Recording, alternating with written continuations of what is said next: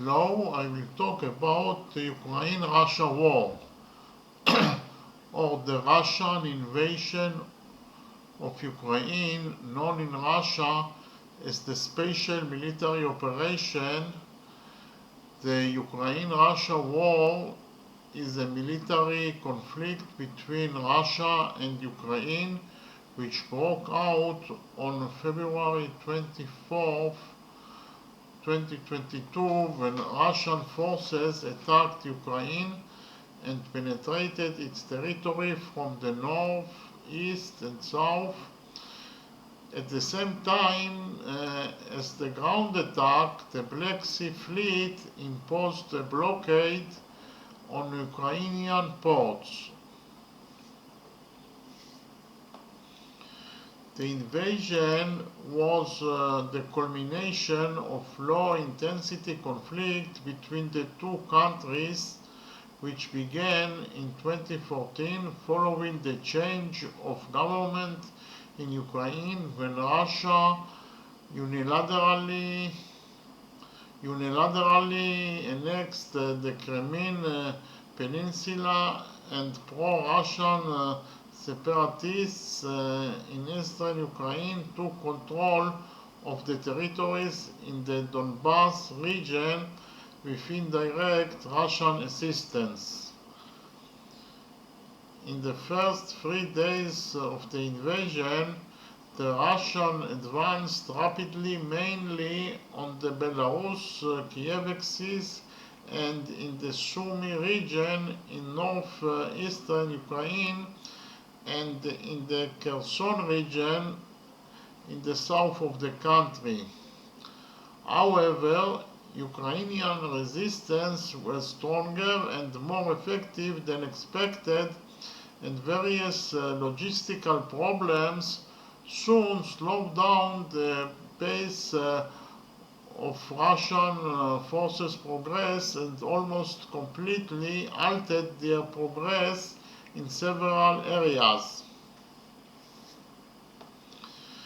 The Ukrainian army received large amounts of advanced combat equipment from NATO allies and especially from the United States, which helped it fight against the invading forces. The Russians suffered heavy losses in manpower and military equipment, and a significant part of their forces is tied to fighting in pockets of resistance that remain in their rear. The Russian Air Force was unable to obtain absolute air superiority, and its activity in the territory of Ukraine was quite limited. However, the Russian offensive in the southern Ukraine had significant ground gains. By mid-March, the Russians had taken control of the southern part of the Donetsk Oblast, most of the territory of Zaporizhia Oblast, and almost all of the Kherson Oblast, creating a continuum under their control from the border Russian to the Crimean Peninsula, except for the city of Mariupol, which was placed under siege. As the war continued, it assumed the character of an almost static war of mutual attrition. Beginning in mid-March, the Russian forces in northeastern Ukraine moved to defense, and the Ukrainians began to take the initiative in their own hands and carried out a series of counterattacks in those areas, as well as in the Mykolaiv district in the south of the country, where the Russians attempt to extend their bridgehead west of the Dnieper River failed. At the beginning of April 2022, the Russian army withdrew within a few days from almost all the territories it occupied in the northeast of Ukraine, in the district of Kyiv, Chernihiv, and Sumy. The Russian command began redeploying the forces which had evacuated from those districts with the intention of concentrating the offensive effort in southeastern Ukraine and completing the takeover of the entire Donbas region. However, although in mid-April Ukrainian and Russian sources announced the opening of the second phase of the campaign or the battle for Donbass, in practice no large-scale Russian attack was conducted in this area. The Russians continued to carry out a series of limited attacks, mainly in the north of the Donbass, and the rate of their progress remained extremely slow, while the Ukrainians conducted counterattacks mainly in the area of the city of Kharkiv. The main Russian achievement during April was the capture of almost the entire city of Mariupol after heavy fighting. At the same time as the ground campaign, the Russians continued to attack mainly with cruise missiles a large number of targets deep in the territory of Ukraine, with the aim of damaging the vital military equipment from the west and cutting off the fighting scene in the southeastern Ukraine from the west of the country. In the second week of May 2022, the Russians managed to break out the small salient they held in the area of the city of Popasna, created a large bulge in the front line in the north of the Donbass, and reached a short distance from the important crossroads in Bakhmut.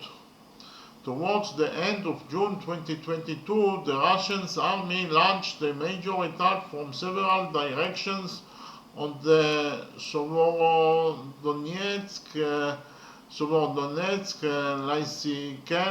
Lysychansk region, and by July 4th, the city of Lysychansk, the last Ukrainian outpost in the Luhansk region, fell into the hands of the Russians. The Ukrainian forces who defended the area had to evacuate it quickly after suffering heavy losses and retreat west towards the Seversk in order to be saved from encirclement.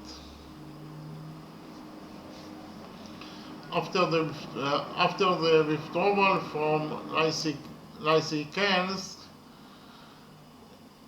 area, the Ukrainians recognized on the Seversk Solodar-Bakhmut line, and the front line in the Donbass remained significantly unchanged during the next 2 months. At the end of August 2022, the Ukrainians took the initiative and carried out a series of large-scale counterattacks in various areas of the front. The first counterattack in the Kherson region met with fierce resistance and achieved limited progress.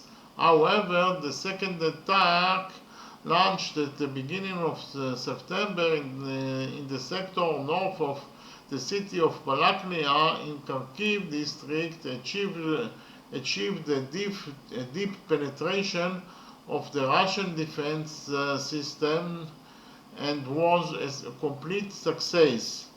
The Russian command had to evacuate within a few days almost all the territory under its control in the Kharkiv region, including the Isium area, and retreat to the line of the Oskil River. In the second half of September, two significant events took place. with the potential to change the course of the war in Ukraine. On the 21st of the month, Putin announced the partial mobilization of the reserve forces in Russia, and the Russian Minister of Defense announced that in the first phase about 300,000 reserve soldiers would be recruited to reinforce the Russian forces fighting in Ukraine. At the same time, the Russians announced the holding of referendums in the districts of Donetsk, Luhansk, Zaporizhia, and Kherson on the annexation of those districts to Russian Federation. Following the results of the referendums, which were held in the territories controlled by Russia in the aforementioned districts between September 23rd and 27th, the Russian equivalent announced on September 13th the annexation of the 4 districts of Ukraine to Russia, even though Russia didn't control some of them, a move that was widely condemned internationally. Despite the annexation, the Ukrainian army continued to attack and retake territory in the regions annexed by Russia. In the north of the Donbass, the Ukrainians scored the Oskil River line and created a wide bridgehead on its eastern bank, but their progress in this sector was almost completely blocked by the Russian forces. In southern Ukraine, the Ukrainians continued to attack the Russian bridgehead on the west bank of the Dnieper in the Kherson region.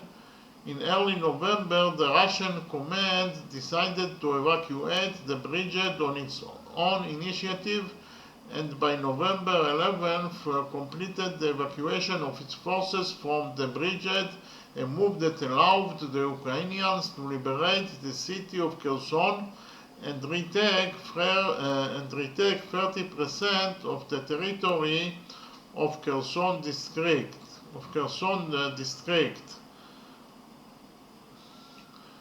The war resulted in extensive international sanctions on Russia and its condemnation, and the mobilization of the West to help Ukraine with arms and money. Sweden and Finland announced their intention to join NATO in the territories of Ukraine. Evidence of acts of Russian atrocities against civilians on a large scale, which are being investigated as war crimes by Western and international bodies. As a result of the war, huge damage was caused to the infrastructure and economy in Ukraine, estimated at hundreds of billions of dollars, and millions of Ukrainians were forced to leave the territory of the country and became refugees. Ahead of the winter months, Russia has increased its attacks against infrastructure facilities throughout Ukraine. As a result, there was severe damage to the supply of electricity, water, and essential services, and there is fear of another humanitarian disaster in the frozen winter months. Inside Russia, the Putin administration imposed extensive restrictions on citizens and tightened its control over the country. Thank you very much.